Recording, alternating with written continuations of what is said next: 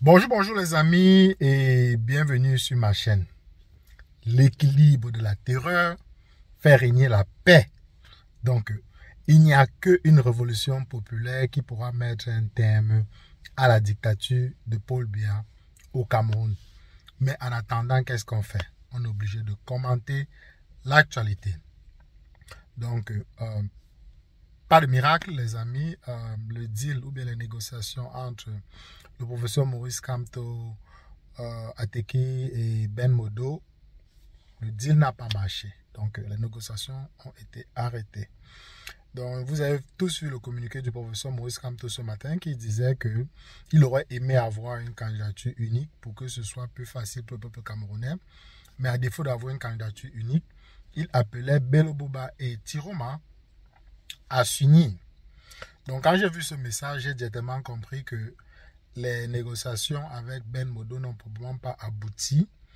Donc j'ai écrit encore à Ben Modo et je lui ai dit que veut dire le communiqué du professeur Maurice Kamto. Est-ce que les négociations ont été abandonnées? Ben Modo m'a dit qu'il était surpris des négociations qui étaient abandonnées, mais il a quand même dit que Benziki, je pense, était la cause, que lui-même il s'était désolidarisé de Ateki il y a quelques heures parce que Benziki voulait que les négociations prennent la tenue qu'il voulait, pas la tenue pour le bien de tout le monde, mais la tenue que Benziki voulait, et qu'il disait qu'il voulait que Ateki puisse démissionner du parti des PAL et rejoindre le MSC. Donc c'était un peu compliqué. Donc j'imagine qu'avec toute cette tracasserie, le professeur Maurice Kamto a directement décidé de mettre un terme aux négociations parce qu'il savait que ça ne devait rien donner. Donc félicitations à quelques de mes abonnés qui ont commenté me disant que mais, le PAL est le parti de Benziki. Qu'est-ce que tu penses? Ça ne va rien donner. Donc vous avez raison. Moi, je donne que les informations. Je vous ai demandé de prendre ça avec d'énormes pincettes. Quand je parlais dans la vidéo, j'ai dit prenez ces news avec d'énormes pincettes. Donc, à défaut d'attendre 2 semaines, au moins quelques jours plus tard, je pense 2 ou 3 jours, 2 jours plus tard, je pense, on a au moins déjà fixé que les négociations ne vont pas marcher. Ben Modo m'a dit qu'il n'abandonnera pas, qu'il a relancé Tiroma. Mais si Tiroma n'a pas signé depuis... je ne sais pas s'il va signer. En tout cas, Ben Modo y croit toujours.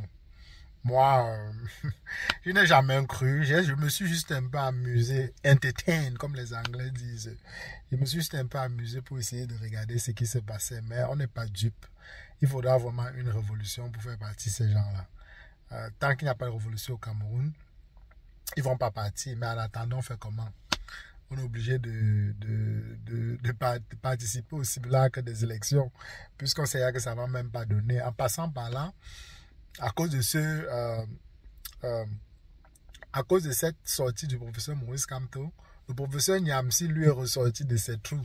Comme on discutait sur la chaîne ici, on demandait que mais lui qui parlait, qui devait faire les packs, devait aller libérer le Cameroun, il tapait sur le professeur Maurice Kamto. Depuis le fait qu'on a disqualifié le professeur Maurice Kamto, Franklin lui ne parlait plus jusqu'à aujourd'hui. Quand le professeur Maurice Kamto a appelé Bello Bouba et Tiroma de s'unir, Franklin est ressorti de son trou pour dire que appeler, demander qu'on vote Issa Tiroma et Bello Bouba, c'est quasiment demander de voter Paul Biya. Je suis un peu allé, j'ai regardé quelques commentaires, en tout cas les Camerounais disent tais-toi, toi tu ne proposes rien, on t'appelle un Lilipac, tu ne viens pas, toi tu passes ton temps seulement à discréditer et à taper sur le professeur Maurice Kamto. Ce que je trouve juste, Franklin est venu en pompe avec les Lilipac, il nous disait qu'il venait libérer le Cameroun, que c'était la vraie opposition. Mais malheureusement, on a vite constaté que c'était l'opposition contre l'opposition contre le professeur Maurice Kamto.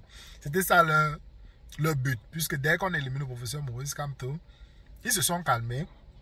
Et maintenant que le professeur Maurice Kamto veut appeler à une coalition et donner sa voix à cette coalition entre Issa Tiroma et Bello Bouba, Franklin lui reçoit encore de son trou pour discréditer encore cette coalition. Au final, on ne sait pas ce qu'il veut. Il demande qu'on boycotte les élections. Moi-même, j'ai dit ici qu'il fallait boycotter les élections, mais ça va donner quoi? En 2018, plus de 3,5 millions de lecteurs ont boycotté. Ça a changé quoi? On est dans un truc, même si une seule personne vote Paul Biya, il gagne. Ça ne change rien. Mais bon, on va participer. Au moins, on va participer, ça va susciter de la colère, puisque le peuple est beaucoup plus éveillé qu'en 2018. Et plus le temps avance, plus le peuple est de plus en plus éveillé. Et ce n'est que comme ça qu'on peut imaginer qu'il y aura un soulèvement. Ce n'est pas abandonnant, ne faisant rien, qu'on peut rêver avoir un sursaut d'orgueil. Non, c'est en éduquant et en participant, comme les opposants ou bien les pseudo-opposants le font.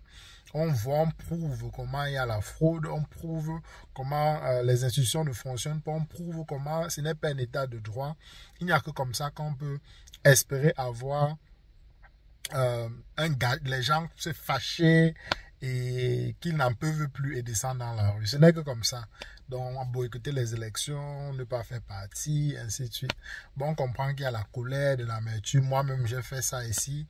Mais bon, on ne va pas rester énervé tout le temps. Il faut continuer à avancer et même si on sait que ça ne donnera rien, mais au moins on participe et puis on va montrer comment il y a fraude et espérons que le peuple sera sidéré et le peuple pourra se lever. Parce que c'est qui est sûr que les Camerounais vont se lever, tôt ou tard. Ils ne se lèvent pas parce que au moins de leur côté, ils disent que je vais me lever, mes enfants, ma femme. Alors que les gens qui sont au pouvoir sont prêts à mourir pour rester au pouvoir parce qu'ils savent que s'ils partent, ils vont perdre toutes les jouissances. Les femmes, les boîtes de nuit, l'argent, les voitures, le luxe, les voyages, tout ça. Ils voient que du jour au lendemain, ils n'auront plus ça. Donc c'est pourquoi ils sont prêts à mourir pour maintenir ce qu'ils ont, pour garder ce qu'ils ont, alors que le peuple n'est pas encore prêt à mourir pour récupérer ce qui leur revient de droit. Donc quand on va arriver à cette balance où le peuple sera prêt à mourir pour récupérer ce qui leur revient de droit, ben, il y aura un basculement au Cameroun. Ça c'est sûr, c'est inévitable. Ça arrivera. La question c'est quand est-ce que ça va arriver. Et d'ailleurs j'aimerais aussi féliciter Stéphanie Bida. Je sais que j'ai tapé sur elle, j'ai fait au moins 3 vidéos sur elle. C'est sorti, mais de tous les influenceurs, c'est elle seule qui est sortie et elle s'est tenue aux côtés du peuple. Je ferai une vidéo sur sa sortie aujourd'hui, peut-être demain ou après-demain, pour donner mon avis. En tout cas, je la félicite parce que les gens comme les investis au pays de Philippe Simo, même Nathalie Yam, n'a jamais pris part du côté du peuple. Au contraire, en 2018, quand la base cassait les ambassades, Nathalie Yam a dit que ce sont les partisans de Kamto. Mais elle a fait un tweet félicitant les habitants du Népal, les félicitant d'avoir chassé une dictature. Mais quand c'est au Cameroun, c'est la milice de Kamto. Donc, quand elle avait ses problèmes juridiques avec les Occidentaux, j'ai voulu lui apporter mon soutien, mais j'ai encore dit que elle se fout des Camerounais. Pourquoi est-ce que c'est vrai que mon soutien ne comptera quasiment pas, mais je voulais quand même au moins lui communiquer mon soutien. Mais au final, on voit vraiment que elle est quasi avec le clan au pouvoir, elle défend ses intérêts. Mais à défaut de frapper très fort sur le régime, elle pouvait faire même ce genre de communiqué comme Stéphanie Bida a fait. Un communiqué pas lourd parce que tu ne veux pas les représailles du régime, mais quand même dénoncer et dire que tu as besoin du changement. Donc, je ferai une vidéo sur cette sortie de Stéphanie Bida que je voudrais féliciter et louer.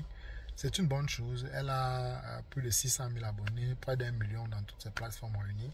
Donc, ça compte quand même. Donc, quand quelqu'un fait quelque chose de bien, il faut féliciter. On n'est pas ici seulement pour critiquer, on est aussi ici pour apprécier. Donc, les amis, je vais m'arrêter ici. Demain, je ferai une vidéo sur la sortie de Cabral sur RFI. Donc, à Iti à balles réelles sur Tiroma. Donc, sans vous spoiler, je ferai une sortie, on va analyser cette sortie-là et je ferai une vidéo là-dessus. Je ferai aussi une vidéo sur la sortie de Stéphanie Bida. Allez, passez une excellente journée et on se reprend plus tard.